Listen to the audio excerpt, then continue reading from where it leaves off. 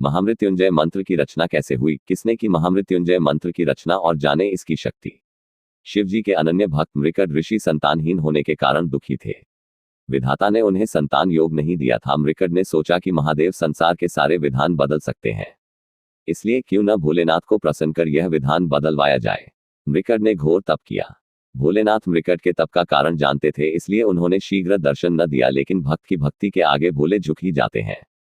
महादेव प्रसन्न हुए। उन्होंने ऋषि को कहा कि मैं विधान को बदलकर तुम्हें पुत्र का वरदान दे रहा हूं, लेकिन इस वरदान के साथ हर्ष के साथ विषाद भी होगा। भोलेनाथ के वरदान से मृकट को पुत्र हुआ, जिसका नाम मार्कंडेय पड़ा। ज्योतिषियों ने मृकट को बताया कि यह विलक्षण बालक अल्पायु है, इसकी उम्र केवल 12 वर्ष है। ऋषि का हर्ष विषाद में बदल गया। मृकट ने अपनी पत्नी को आश्वस्त किया, जिस ईश्वर की कृपा से संतान हुई है वही भोले इसकी रक्षा करेंगे। भाग्य को बदल देना उनके लिए सरल कार्य है। मार्कंडेय बड़े होने लगे तो पिता ने उन्हें शिव मंत्र की दीक्षा दी। मार्कंडेय की माता बालक के उम्र बढ़ने से चिंतित रहती थी। उन्होंने मार्कंडेय को अल्पायु होने की बात बता दी।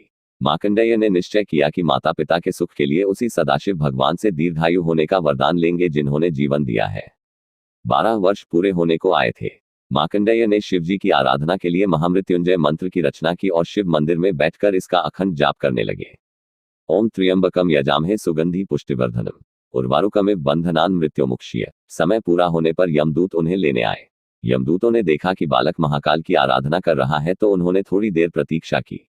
मार्कंडेय ने अखंड जप का संकल्प लिया था। यमदूतों का मार्कंडेय को छूने का साहस न हुआ और लौट गए। उन्होंने यमराज को बताया कि वे बालक तक पहुंचने का साहस नहीं कर पाए।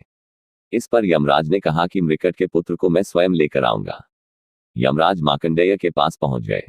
बालक मार्कंडेय ने यमराज को देखा तो जोर जोर से महामृत्युंजय मंत्र का जाप करते हुए शिवलिंग से लिपट गया। यमराज ने बालक को शिवलिंग से खींचकर ले जाने की चेष्टा की, तभी जोरदार हुंकार से मंदिर कांपने लगा। एक प्रचंड प्रकाश से यमराज की आंखें चुंधिया गईं। शिवलिंग से स्वयं महाकाल प्रकट हो गए।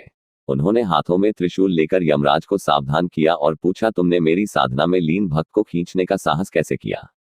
यमराज महाकाल के प्रचंड रूप से कांपने लगे। उन्होंने कहा, प्रभु मैं आपका सेवक हूं।